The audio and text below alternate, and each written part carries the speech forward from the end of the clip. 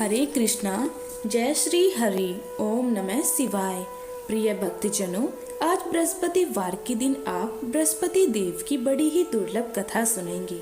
इस कथा को सुनने से भक्तों की सभी मनोकामनाएं भगवान बृहस्पति देव की कृपा से पूर्ण हो जाती है। तो आइए बड़े ही श्रद्धा और प्रसन्न चित्त मन से इस कथा को सुनते हैं।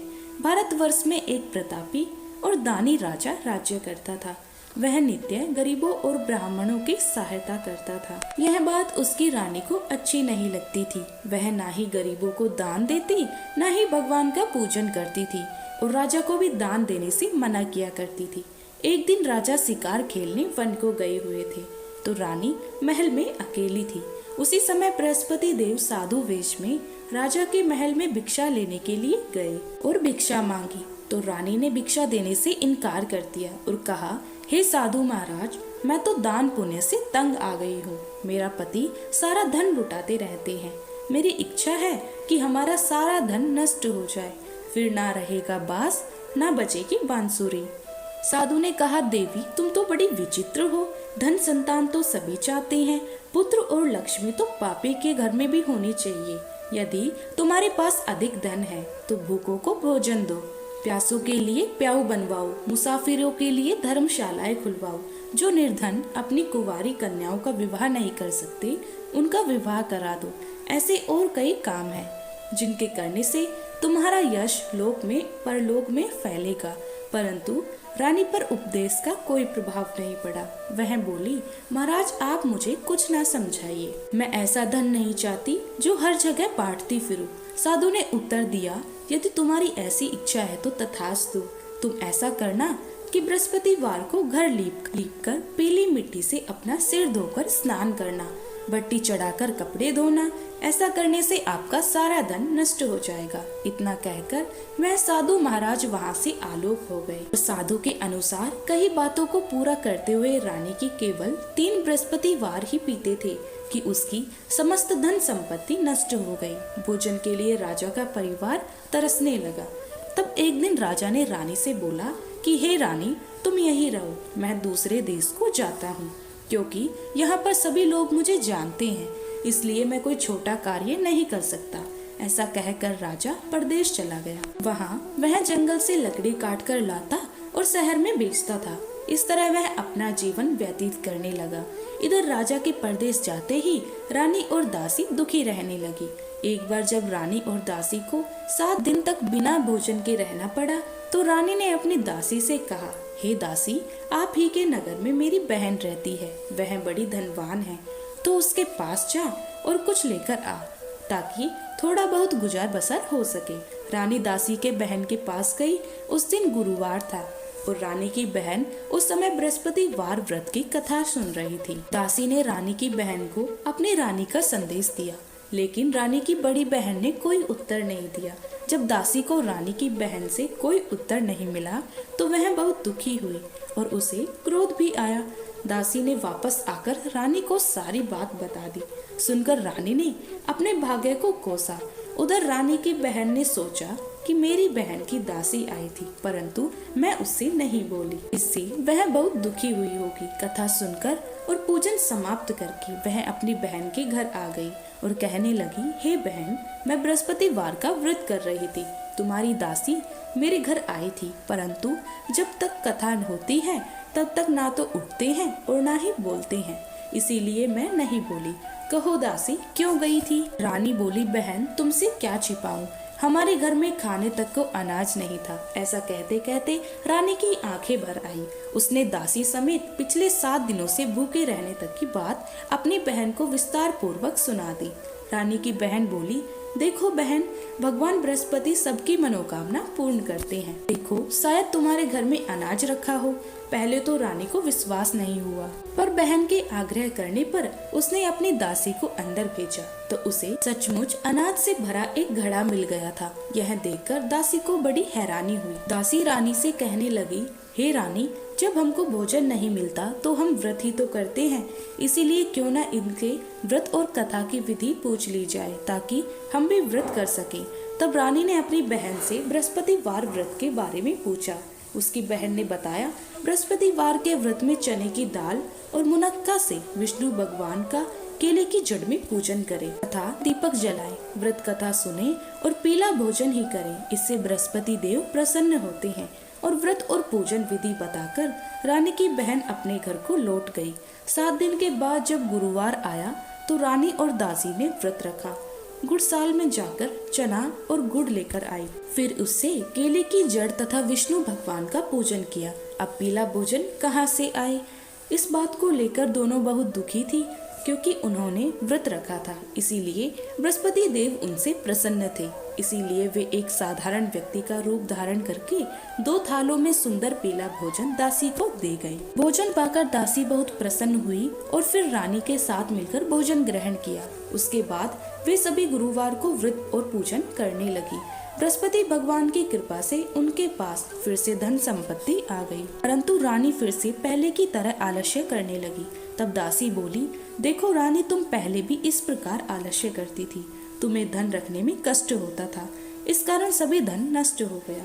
और जब अब भगवान बृहस्पति की कृपा से धन मिला है तो उन्हें फिर से आलस्य होता है। रानी को समझाते हुए दासी कहती है कि बड़ी मुसीबतों के बाद हमने यह धन पाया है, इसीलिए हमें दान पुण्य करना चाहिए, भूखे मनुष्यों को भोजन कराना चाहिए और धन को शुभ कार्यों में खर्च करना चाहिए, जिससे तुम्हारे कुल का यश बढ़ेगा, स्वर्ग की प्राप्ति होगी और पितृ प्रसन्न होंगे। दासी की बात मानकर रानी अपना धन शुभ कार्यों में खर्च करने लगी, जिससे पूरे नगर में उनका यश फैलने लगा।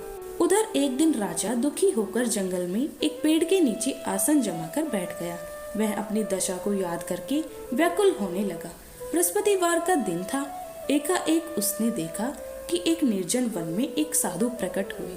वह साधु वेश में स्वयं बृहस्पति देवता थे। लकड़हारे के सामने आकर बोले, हे लकड़हारे, इस सुनसान जंगल में तू इतना चिंता मग्न क्यों बैठा है? लकड़हारे ने दोनों हाथ जोड़कर प्रणाम किया और उत्तर दिया, महात्मा जी, आप सब कुछ जानते हैं, मैं क्या कहूँ? यह कहकर रोने लगा और साधु को अपनी आत्मकथा सुनाई। महात्मा जी ने कहा, तुम्हारी स्त्री ने बृहस्पतिवार के दिन बृहस्पति भगवान का निरादर किया है, जिसके कारण रुष्ट होकर उन्होंने तुम्हारी यह दशा कर दी। अब तुम चिंता को दूर करके मेरे कहने पर चलो तो तुम्हारे सब कष्ट दूर हो जाएंगे और भगवान पहले से भी अधिक संपत्ति देंगे। तुम बृहस्पति देव के दिन कथा किया करो, 2 पैसे के चने मुनक्का लाकर उसका प्रसाद बनाओ और शुद्ध जल से लोटे में शक्कर मिलाकर अमृत तैयार करो। कथा के पश्चात अपने सारे परिवार और सुनने वाले प्रेमियों में अमृत वह प्रसाद बांटकर खुद भी ग्रहण करो। ऐसा करने से भगवान तुम्हारी सब मनोकामनाएं पूरी करेंगे। साधु के ऐसे वचन सुनकर लकड़हारा बोला, हे प्रभु, मुझे लकड़ी बेचकर इतना पैसा नहीं मिलता जिससे भोजन के उपरांत कुछ बचा सकूं। मैंने रात्रि में अपनी स्त्री को व्याकुल देखा है। मेरे पास कुछ भी नहीं है जिससे मैं उसकी खबर मंगा सकूं और फिर मैं बृहस्पति देव की क्या कहानी सुनूं। मुझको तो कुछ भी मालूम नहीं है। साधु ने कहा, हे लकड़हारी, तुम किसी बात की चिंता मत करो। बृहस्पतिवार के दिन तुम रोजाना की तरह लकड़ियां लेकर शहर में जाओ। तुमको रोज से दुगना धन प्राप्त होगा, जिससे तुम भली भांति भोजन कर लोगे और बृहस्पति देव की पूजन का सामग्री भी ले आओगे। बृहस्पति देवता की कथा इस प्रकार है, सुनो। प्राचीन काल में एक ब्राह्मण रहता था। वह बहुत निर्धन था। उसकी कोई संतान नहीं थे। उसकी स्त्री बहुत मलिनता के साथ रहती थी। वह स्नान नहीं करती थी, किसी देवता का पूजन नहीं करती। इससे ब्राह्मण देवता बड़े दुखी थे। बेचारे बहुत कुछ कहते थे, किंतु उसका कुछ परिमाण नहीं निकला। भगवान की कृपा से ब्राह्मण की स्त्री के कन्या रूपी रत्न पैदा हुआ। कन्या बड़ी होने पर प्रातः स्नान करके विष्णु भगवान का जाप और बृहस्पतिवार का व्रत करने लगी। अपने पूजन पाठ को समाप्त करके विद्यालय जाती तो अपनी मुट्ठी में जौ भर के ले जाती और पाठशाला के मार्ग में डालती जाती। जब ये जौ स्वर्ण के हो जाते तो लौटते समय उनको पीन कर घर ले आती। एक दिन वह बालिका सूप में उस सोने की जौ को फटक फटक कर साफ कर रही थी। उसके पिता ने देख लिया और कहा, हे बेटी, सोने की जौ के लिए सोने का सूप होना चाहिए। दूसरे दिन बृहस्पतिवार का दिन था। इस कन्या ने व्रत रखा और बृहस्पति देव से प्रार्थना करके कहा, मैंने आपकी पूजा सच्चे मन से की है, तो मेरे लिए सोने का सूप दे दो। बृहस्पति देव ने उसकी प्रार्थना स्वीकार कर ली। रोजाना की तरह वह कन्या जौ फैलाती हुई जाती। जब लौटकर जौ बीन रही थी तो बृहस्पति देव की कृपा से सोने का सूप मिला। उसे वह घर ले आई और उसमें जौ साफ करने लगी, परंतु उसकी माँ का वही ढंग रहा। एक दिन की बात है कि वह कन्या सोने के सूप में जौ साफ कर रही थी। उस समय उस शहर का राजपुत्र वहां से होकर निकला। इस कन्या के रूप और कार्य को देखकर मोहित हो गया और अपने घर आकर भोजन और जल त्याग कर उदास होकर लेट गया। राजा को इस बात का पता लगा तो अपने प्रधानमंत्री के साथ उसके पास गए और बोले, हे बेटा, तुम्हें किस बात का कष्ट है? किसी ने तुम्हारा अपमान किया है अथवा और कोई कारण हो सो कहो, मैं वही कार्य करूंगा जिससे तुम्हें प्रसन्नता हो। अपने पिता की राजकुमार ने बातें सुनी तो वह बोला, मुझे आपकी कृपा से किसी बात का दुख नहीं है। किसी ने मेरा अपमान नहीं किया, परंतु मैं उस लड़की से विवाह करना चाहता हूँ जो सोने के सूप में जौ साफ कर रही थी। यह सुनकर राजा आश्चर्य में पड़ गया और बोला, हे बेटा, इस तरह की कन्या का पता तुम ही लगाओ, मैं उनके साथ तेरा विवाह अवश्य ही करवा दूंगा। राजकुमार ने उस लड़की के घर का पता लगाया और बताया। तब मंत्री उस लड़की के घर गए और ब्राह्मण देवता को सभी हाल बताया।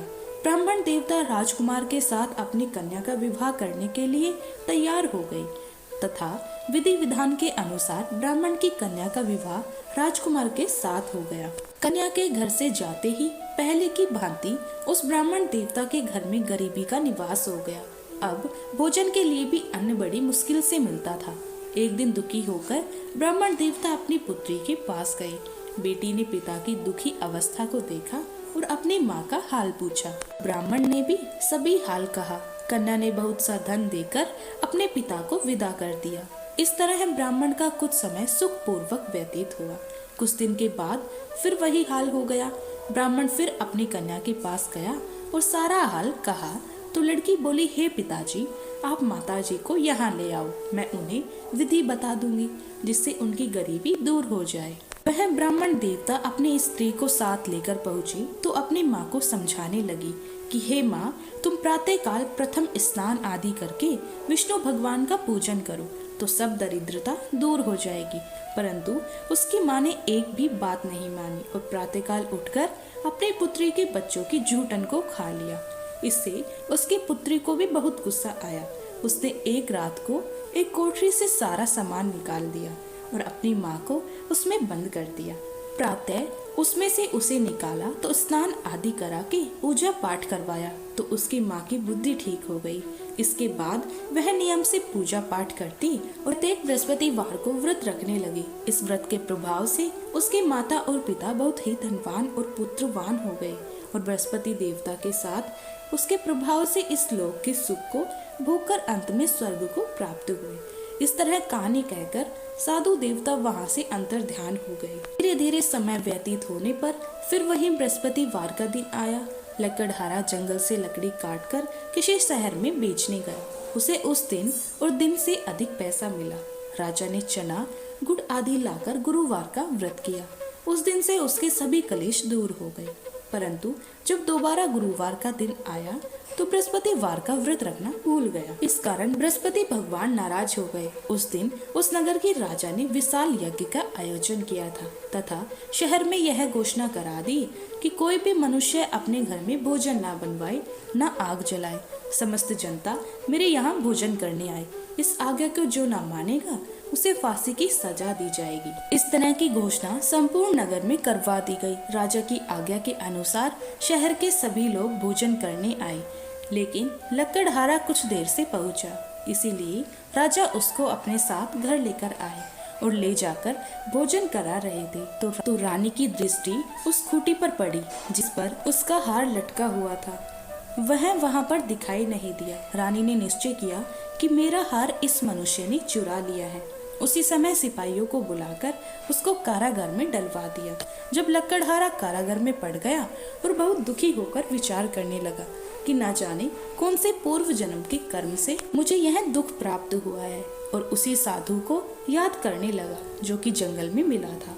उसी समय तत्काल बृहस्पति देव साधु के रूप में प्रकट हुए और उसकी दशा को देखकर कहने लगे, अरे मूर्ख, तूने बृहस्पति देव की कथा नहीं करी, इस कारण तुझे दुख प्राप्त हुआ है। अब चिंता मत कर, बृहस्पतिवार के दिन कारागार के दरवाजे पर 4 पैसे पड़े मिलेंगे, उनसे तू बृहस्पति देव की पूजा करना, तेरे सभी कष्ट दूर हो जाएंगे। बृहस्पतिवार के दिन उसे 4 पैसे मिले। लकड़हारे ने कथा कही। उसी रात्रि को बृहस्पति देव ने उस नगर के राजा को स्वप्न में कहा, हे राजा, तुमने जिस आदमी को कारागार में बंद कर दिया था वह निर्दोष है, वह राजा है, उसे छोड़ देना। रानी का हार उसी खूंटी पर लटका है, अगर तू ऐसा नहीं करेगा तो मैं तेरे राज्य को नष्ट कर दूंगा। इस तरह रात्रि के स्वप्न को देखकर राजा प्रातःकाल उठा और खूंटी पर हार देखकर लकड़हारे को बुलाकर क्षमा मांगी और लकड़हारे को योग्य सुंदर वस्त्र आभूषण देकर विदा कर दिया। बृहस्पति देव की आज्ञा के अनुसार लकड़हारा अपने नगर को चल दिया। राजा जब अपने नगर के निकट पहुंचा तो उसे बड़ा आश्चर्य हुआ। नगर में पहले से अधिक बाग, तालाब, कुएं तथा बहुत सी धर्मशाला, मंदिर आदि बन गए। राजा ने पूछा, यह किसका बाग है और धर्मशाला है? तब नगर के सब लोग कहने लगे, यह सब रानी और बंदी की है। जो राजा को आश्चर्य हुआ और गुस्सा भी आया। जब रानी ने यह खबर सुनी कि राजा आ रहे हैं तो उन्होंने दासी से कहा, हे दासी, देख, राजा हमको कितनी बुरी हालत में छोड़कर गए थे। हमारी ऐसी हालत देखकर वह लौट न जाए, इसीलिए तू दरवाजे पर खड़ी हो जा। आज्ञा के अनुसार दासी दरवाजे पर खड़ी हो गई। राजा आए तो उन्हें अपने साथ लेकर आए। तब राजा ने क्रोध करके अपनी रानी से पूछा कि यह धन तुम्हें कैसे प्राप्त हुआ? तब उन्होंने कहा, हमें यह सब धन बृहस्पति देव की इस व्रत के प्रभाव से प्राप्त हुआ है। राजा ने निश्चय किया कि 7 रोज बाद से बृहस्पति देव का पूजन करते हैं, परंतु मैं प्रतिदिन दिन में 3 बार कहानी और रोज व्रत किया करूंगा। अब हर समय राजा के दुपट्टे में चने की दाल बंधी रहती और दिन में 3 बार कहानी करती। एक रोज राजा ने विचार किया कि चलो अपनी बहन के घर हो आऊं। इस तरह निश्चय करने के बाद राजा घोड़े पर सवार होकर अपनी बहन के यहाँ को चलने लगा। मार्ग में उसने देखा कि कुछ आदमी मुर्दे को लिए जा रहे हैं। उन्हें रोककर राजा कहने लगा, अरे भाइयों, मेरी बृहस्पति देव की कथा सुन लो। वे बोले, लो, हमारा तो आदमी मर गया है, इसको अपनी कथा की पड़ी है। परंतु कुछ आदमी बोले, अच्छा, कहो, हम सुनेंगे तुम्हारी कथा। राजा ने दाल निकाली और जब कथा आधी हुई कि मुर्दा हिलने लग गया और जब कथा समाप्त हो गई तो राम राम करके मनुष्य उठकर खड़ा हो गया। आगे मार्ग में उसे किसान खेत में हल चलाता मिला तो राजा ने उसे देखकर बोला, अरे भैया, तुम मेरे बृहस्पतिवार की कथा सुन लो। किसान बोला, जब तक मैं तेरी कथा सुनूंगा तब तक 4 हरैया जोत लूंगा। जा, अपनी कथा किसी और को सुनाना। इस तरह राजा आगे चलने लगा। राजा के हटते ही बैल पछाड़ खाकर गिर गए और किसान के पेट में बड़ी जोर से दर्द होने लगा। उस समय उसकी माँ रोटी लेकर आई। उसने जब यह देखा तो अपने पुत्र से सब हाल पूछा और बेटी ने सभी हाल कह दिया। तो बुढ़िया दौड़ी दौड़ी उस घुड़सवार के पास गई और उससे बोली कि मैं तेरी कथा सुनूंगी, तू अपनी कथा मेरे खेत पर चलकर ही कहना। राजा ने बुढ़िया के खेत पर जाकर कथा कही, जिसके सुनते ही वह बैल उठ गए और किसान के पेट का दर्द भी बंद हो गया। राजा अपनी बहन के घर पहुंचा। बहन ने भाई की खूब मेहमानी की। दूसरे रोज प्रातःकाल राजा जगा तो वह देखने लगा कि वह सब लोग भोजन कर रहे हैं।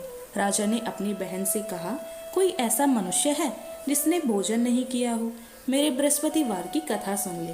बहन बोली, हे भैया, यह देश ऐसा है, पहले यहाँ लोग भोजन करते हैं, बाद में अन्य काम करते हैं। फिर कोई पड़ोस में हो तो देख आऊं। वह ऐसा कहकर देखने चली गई, परंतु उसे कोई ऐसा व्यक्ति नहीं मिला जिसने भोजन न किया हो। अतः वह एक कुम्हार के घर गई जिसका लड़का बीमार था। उसे मालूम हुआ कि उसने यहाँ 3 रोज तक भोजन नहीं बना। रानी ने अपने भाई की कथा सुनने के लिए कुम्हार से कहा। वह तैयार हो गया। राजा ने जाकर बृहस्पतिवार की कथा कही, जिसको सुनकर उसका लड़का ठीक हो गया। अब तो राजा की प्रशंसा होने लगी। एक रोज राजा ने अपनी बहन से कहा कि हे बहन, हम अपने घर को जाएंगे, तुम भी तैयार हो जाओ। राजा की बहन ने अपनी सास से कहा तो सास ने कहा, हाँ चली जा, परंतु अपने लड़के को मत ले जाना, क्योंकि तेरे भाई की कोई औलाद नहीं है। बहन ने अपने भैया से कहा, भैया मैं तो चलूंगी, पर कोई बालक नहीं चलेगा। राजा बोला, जब कोई बालक नहीं चलेगा तब तुम ही क्या करोगी? बड़े दुखी मन से राजा अपने नगर को लौट आया। राजा ने अपनी रानी से कहा, हम निर्वंशी है, हमारा मुंह देखने का धर्म नहीं है और कुछ भोजन आदि नहीं किया है। रानी बोली, हे प्रभु, बृहस्पति देव ने हमको सब कुछ दिया है, वह हमें औलाद भी अवश्य देंगे। उसी रात बृहस्पति देव ने राजा से स्वप्न में कहा, हे राजा उठो, सभी सोच त्याग दो, तेरी रानी गर्भ से है। राजा को यह बात सुनकर बड़ी खुशी हुई। 90 महीने में उसके गर्भ से एक सुंदर पुत्र पैदा हुआ। तब राजा बोला, हे रानी, स्त्री बिना भोजन रह सकती है पर बिना कहे नहीं रह सकती। जब मेरी बहन आएगी तुम उनसे कुछ मत कहना। रानी ने सुनकर हाँ कर दिया। जब राजा की बहन ने यह शुभ समाचार सुना तो वह बहुत खुशी हुई और बधाई लेकर अपने भाई के यहाँ आई। तभी रानी ने कहा, घोड़ा चढ़कर तो नहीं आई, गधा चढ़कर आई है। राजा की बहन बोली, भाभी, इस प्रकार न कहती तो तुम्हें औलाद कैसे मिलती। बृहस्पति देव ऐसे ही हैं, जैसी जिसकी मन में कामनाएं होती हैं सभी को पूर्ण करते हैं। जो सद्भावना पूर्वक बृहस्पति वार का व्रत करता है एवं कथा पढ़ता है अथवा सुनता है, दूसरों को सुनाता है, बृहस्पति देव उनकी सभी मनोकामनाएं पूर्ण करते हैं। बृहस्पति देव उनकी सदैव रक्षा करते हैं। जो संसार में सद्भावना और सच्चे हृदय से बृहस्पति देव का पूजन करते हैं, उनकी सभी मनोकामनाएं उसी प्रकार पूर्ण होती हैं। जैसे राजा और रानी ने बृहस्पति देव की कथा का गुणगान किया, उनकी सभी इच्छाएं बृहस्पति देव ने पूर्ण की। मनुष्य को हृदय से उनका मनन करते हुए जयकारा करना चाहिए। तो प्रेम से बोलिए, बृहस्पति देव की जय, विष्णु भगवान की जय। यदि आपको भक्ति का यह मार्ग प्रिय लगा हो तो आप चैनल को सब्सक्राइब अवश्य करें। आपके घर में सुख, समृद्धि और शांति बनी रहे, ऐसे ही पावन व्रत कथाएं और भक्ति से जुड़ी वीडियो देखने के लिए हमारे चैनल को सब्सक्राइब करें और कथा को लाइक व शेयर करना ना भूलें।